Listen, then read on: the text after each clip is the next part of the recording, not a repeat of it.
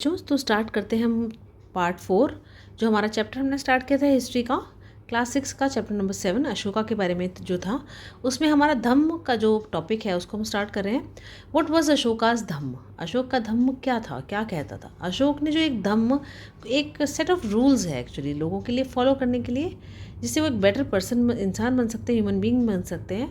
उसमें कुछ पूजा नहीं करनी थी किसी गॉड की, ना ही कोई बलि देनी थी, कोई सेक्रीफाइस नहीं करना था।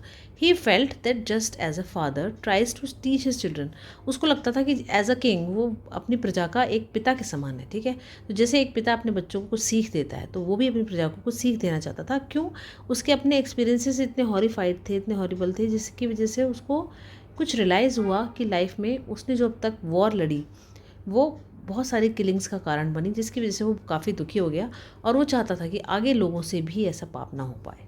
तो he had a duty to instruct his subjects, उसको अपनी प्रजा को इंस्ट्रक्शंस देने की ड्यूटी थी उसकी। He was also inspired by the teachings of the Buddha, और वो महात्मा बुद्ध की टीचिंग से भी बहुत इंस्पायर था। चैप्टर 6 में हमने देखा था there were a number of problems that troubled him, बहुत सारी प्रॉब्लम्स उसे परेशान कर रही थी।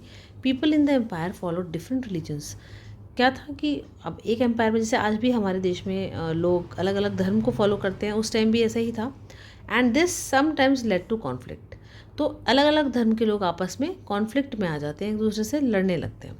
एनिमल्स वर सेक्रीफाइस, धर्म के नाम पे जानवरों की बलि दी जाती है।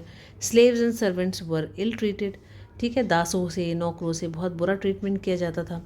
Besides there were quarrels in families, और फैमिलीज में भी लड़ाई झगड़े होते थे, और पड़ोसियों के बीच में भी। अशोक ने फील किया it was his duty to solve these problems, कि ये उसकी ही ड्यूटी है इन प्रॉब्लम्स को भी दूर करना।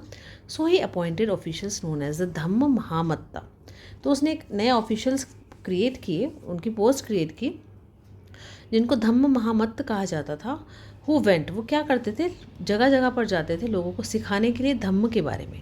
इसके अलावा अशोक ने अपने मैसेजेस इंस्क्राइब भी करवाए, ठीक है, खुदवा दिए रॉक्स और पिलर्स पर, जो कि इंस्ट्रक्शंस देते उन ऑफिशियल्स को कि वो उसको पढ़ के सुनाए लोगों को, ठीक है, जो कि खुद नहीं पढ़ सकते थे। तो उनको कोई पढ़ के सुनाने वाला तो चाहिए ना, ठीक है, वो ऑफिशियल्स ही ये काम करते थे।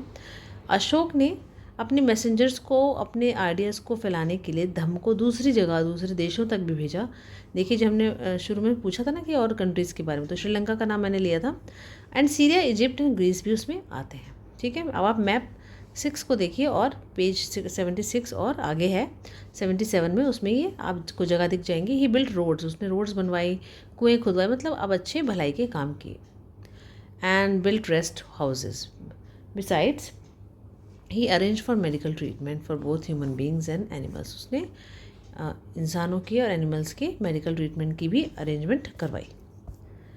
तो ये धम्म था उसका, ठीक है। इसके बारे में हम पढ़ते हैं, जो यहाँ पर हमको दी गई इमेज, ये रामपूर्वा बुल, जो look at is finally polish, ठीक है, इसको बोला जाता है, इसकी पॉलिश बहुत अच्छी है। जो हमें ये एक्चुअली आर्कियोलॉजिस्ट जो खुदाई करते हैं ना, तो ये वहाँ मिली है।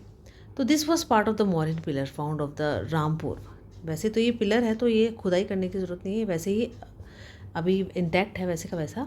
तो रामपूर्व बिहार जो एक जगह है, वहाँ पर ये पिलर का एक पार्ट है। And now been placed in Rashtrapati Bhavan, अब इसको उठा के हमारे देश के जो राष्ट्रपति हैं उनके राष्ट्रपति भवन में इसको प्लेस कर दिया गया। It is an example of the skill of the sculptor of that time, उस टाइम पे भी देखिए स्कल्प्चर्स कितने फाइनली बनाए जाते थे, ये उसका एग्जाम्पल है। तो धर्म के बारे में यहाँ पर कुछ और इन्फॉर्मेशन है कि वो क्या मैसेजेस देना चाहता था। देखिए, हम थोड़ा सा आइडिया लेते हैं कि वो किस टाइप के मैसेजेस देता था अपने, किसको, अपनी प्रजा को।